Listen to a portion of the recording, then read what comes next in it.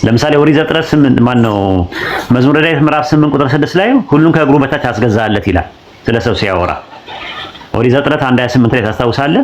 ሁሉ ነገር ለሱ ይገዙ ምናምን ነገር እያለ ይናገራል። ማማ ይገዛ ይላል ቁጥር 8 ላይ መዝሙረ ዳዊት 8:8 ላይ በጎችም ላሞችም የምድረ በዳ እንስሶችም የሰማይ ወፎችም ይገዛዋል። ለማ ለሰው። አሁን ሰው በእንስሳን ሲገዛ የሚገዛው ኦንቶሎጂካል ሰቦርዲኔሽን ነው ወይስ ፈንክሽናል ሰቦርዲኔሽን ነው? ኦንቶሎጂካል ሰቦርዲኔሽን ነው ማለት ነው።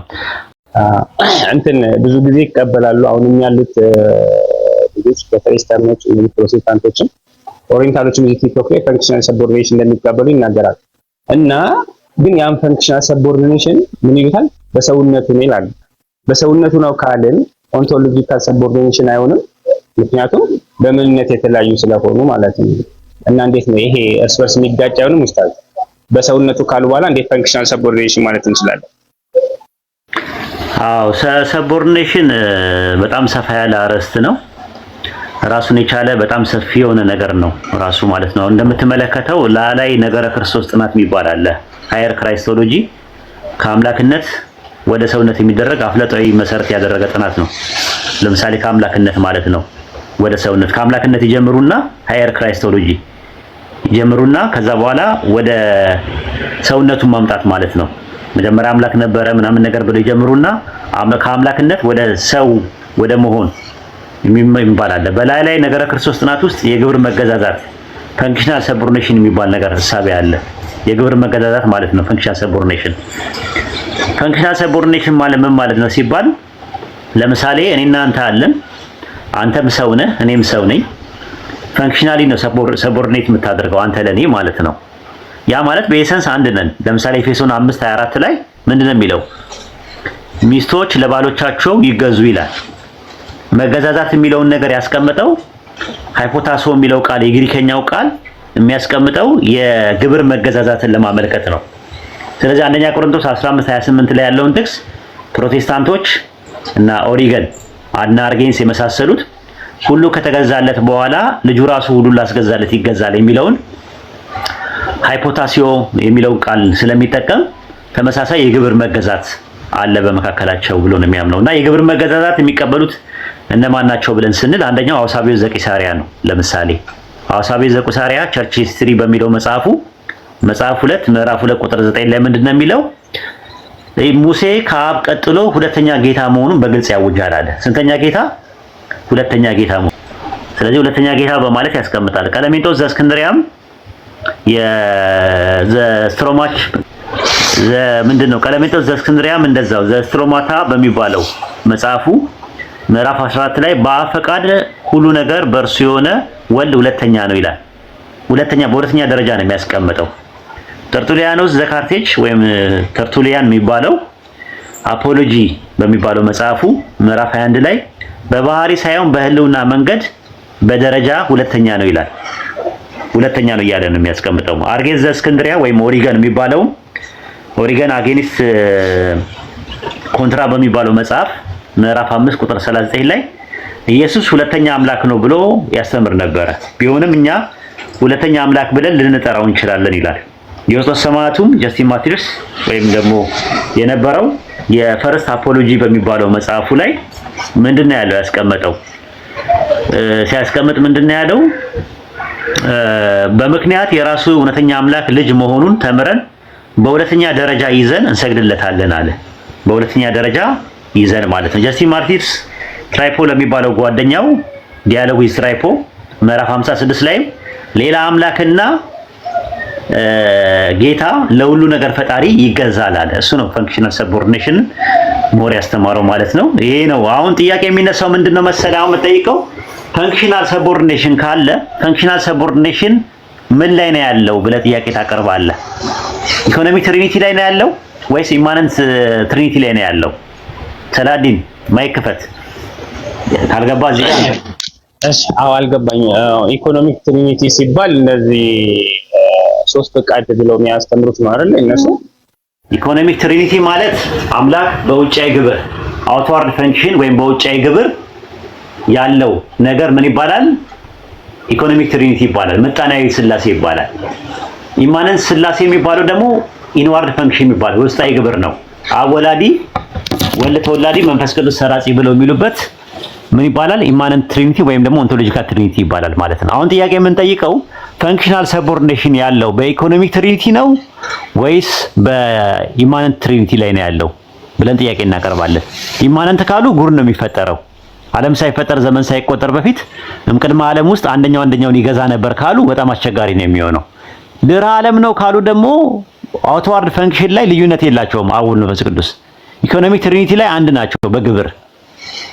ኦንቶሎጂካል ትሪኒቲ ላይ ነው ወይም ደግሞ ኢማነንት ትሪኒቲ ላይ ያለው ነገር ላይ አብ ወልድ መንፈስ ቅዱስ የተለያየ ግብር አላቸው። አብ ወላዲ፣ ወልድ ተወላዲ፣ መንፈስ ቅዱስ ሰራጺ የተለያየ ግብር ነው ያላቸው። በውጫዊ ግብር በሚባለው ደግሞ አንድ ግብር ካላቸው አንደኛውን ይገዛዋል የሚለውን ትምህርት አያበላሸውም ወይ ነው ጥያቄው። ጥያቄው ግልጽ ነው።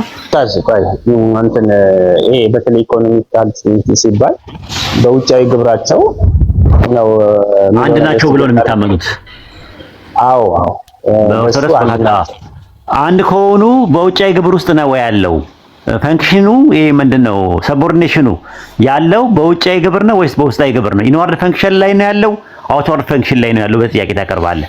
ኢንዋርድ ካሉ ወደ ኦንቶሎጂ ሊሄድ ነው። ኦንቶሎጂካል ሰቦርዲኔሽን ሊመጣ ነው።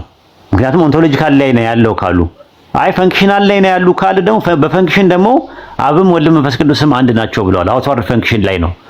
አውትዋርድ ፈንክሽን ላይ ደግሞ ሰቦርዲኔሽን ካለ ኦልሬዲ ተለያዩ።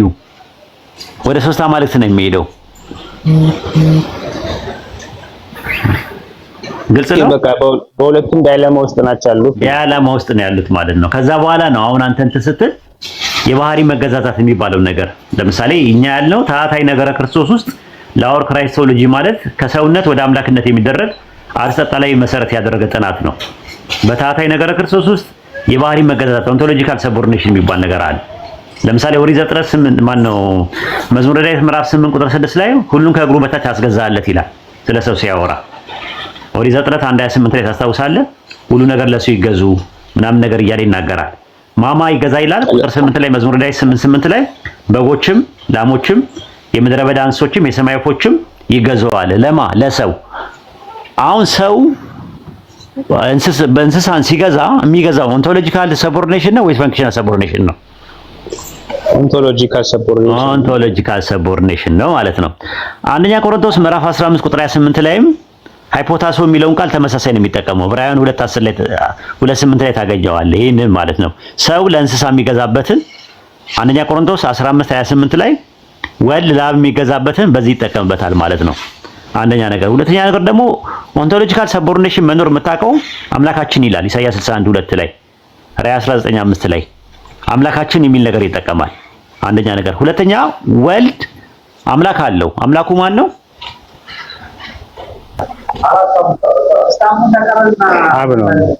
አብ ነው። አብ ለወልድ አምላክነቱ ኦንቶሎጂካል ነው ወይስ ፈንክሽናል ነው? ለምሳሌ ሙሴ በፈርዖን ላይ አምላክነቱ ፈንክሽናል የጸጋ ነው። በባህሪ ያገኘው ነገር አይደለም፣ እየተመለከ ነው ማለት አይደለም። አብ ለወልድ ግን አምላክነቱ የጸጋ ነው ወይስ የባህሪ ነው? ሆነ የባህሪ ነው የሚሆነው። ኦንቶሎጂካል ነው። አይ እነሱም የባህሪ ነው እንጂ የሚሉት የባህሪ አምላኩ ነው ይላሉ። ስለዚህ የባህሪ አምላኩ ከሆነ ካመለከው ኦንቶሎጂካሊ ፈንክሽናል ሳይሆን ኦንቶሎጂካል ነው ማለት ነው። ኢየሱስ አብ ወልድን የሚገዛው ኦንቶሎጂካል ነው። አንደኛ። ሁለተኛ ነገር ደግሞ ሰውነቱ የተፈጠረ ነገር ነው። ሰውነቱ ከድንግል ማርያም ሰው የሆነው ሰውነቱ የተፈጠረ ነገር ነው። ያ ሰው አብን የሚገዛው ፈንክሽናሊ ሊሆን አይችልም፣ ኦንቶሎጂካሊ ነው የሚገዛው። ለምን? ፍጡር ነው። ፍጡር ለፈጣሪ የሚገዛው ኦንቶሎጂካሊ እንጂ ፈንክሽናል አይደለም ራሱ ማለት ነው። እና ከዛ አንፃር ፈንክሽናል ሰቦርዲኔሽን የሚባለው ኮንሴፕት ኦንቶሎጂካል ሰቦርዲኔሽን በሁለቱም መልኩ ከሄድክ አደጋ ውስጥ ነው ያሉት ማለት ነው። አይ ነገር ትክክል አይደለም የሚል ሰው ካለ ደግሞ ገብቶ መሞገት ይችላል። እኛም ማለት ነው መድረኩ ክፍት ነው።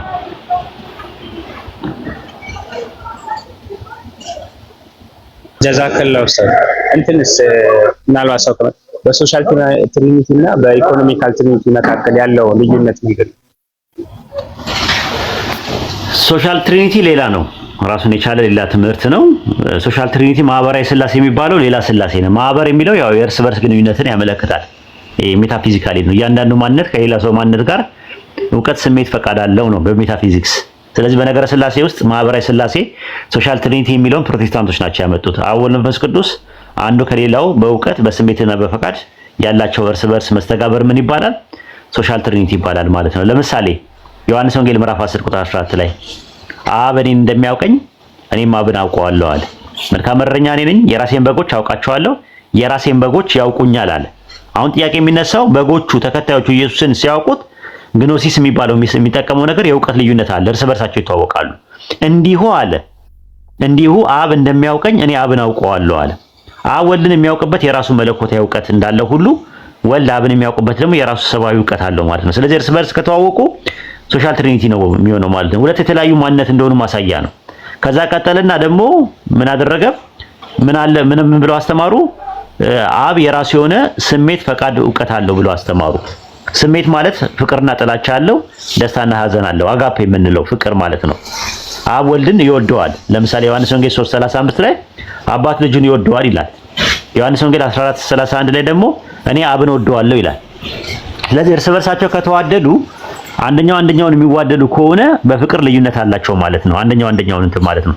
በፈቃድስ ቴሎ ፈቃድ በፈቃድ ሲባል የሉቃስ ወንጌል ምዕራፍ 22 ቁጥር 42 ላይ ነገር ግን የኔ ፈቃድ እንጂ ያንተ ፈቃድ አይሁን ይላል። ስለዚህ አብና ወልድ የተለያየ ፈቃድ አላቸው። አብ መለኮታዊ ፈቃድ አለው፣ ወልድ ደግሞ ሰብአዊ ፈቃድ አለው ማለት ነው። በፈቃድ ይለያያሉ። ስለዚህ ከዚህ አንጻር አብ ወልድ መንፈስ ቅዱስ የየራሳቸው የሆነ እውቀት፣ ስሜት፣ ፈቃድ አላቸው። አንደኛውን ያወራዋል፣ አንደኛውን እንትን ይለዋል። አብ ራሱን የቻለ እውቀትም አለው፣ ቃልም አለው፣ ንግግርም አለው፣ ህልውናም አለው ብሎ የሚለው ትምህርት ምን ይባላል? ሶሻል ትሪኒቲ ይባላል ማለት ነው። ፕሮቴስታንቶች ናቸው ይሄንን የሚያምኑት። ክላሲካል ፕሮቴስታንት ሳይሆን ማጂስትሪያን ፕሮቴስታንት የሚባሉት ማለት ነው። ወይም ራዲካል ፕሮቴስታንት ነው? ማጂስትሪያን ወይም ክላሲካል ፕሮቴስታንት ሳይሆን ራዲካል ፕሮቴስታንቶች ናቸው ይሄንን የሚያምኑት።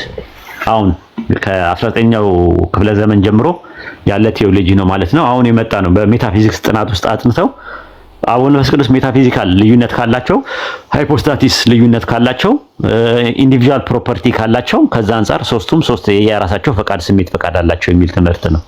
ሃይፖስታቲስ ማለት ነው አንደኛ። ሁለተኛ ደግሞ ኦሲያ የሚባለው ነገር ፕሮፐርቲ የሚለው ቃል የሉቃስ ወንጌል ምዕራፍ 15 ቁጥር 12 እና 13 ላይ ስትመለከተው ገንዘብ፣ ንብረት ለሚለው ፕሮፐርቲ ለሚለው የግሪከኛው ቃል ኡሲያ የሚል ቃል ይጠቀማል። ስለዚህ ኡሲያ የሚለውን ደግሞ ጎርጎሮስ ዘንዚናዙ፣ ጎርጎሮስ ዘንሲስ ደግሞ ኢንዲቪጁዋል ፕሮፐርቲ እና ጀነራል ፕሮፐርቲ ብለው ለሁለት ይከፍታል። ጀነራል ፕሮፐርቲ ማለት ምንነት ነው። ኢንዲቪጁዋል ፕሮፐርቲ ማለት ደግሞ የእያንዳንዳቸው አብ ወልድ መንፈስ ቅዱስ የየራሳቸው ፓርቲኩላር የሆነ ኤግዛምፕል ኦፍ ኤሰንስ አላቸው የሚለው ትምህርት ነው። ይህን ይመስላል።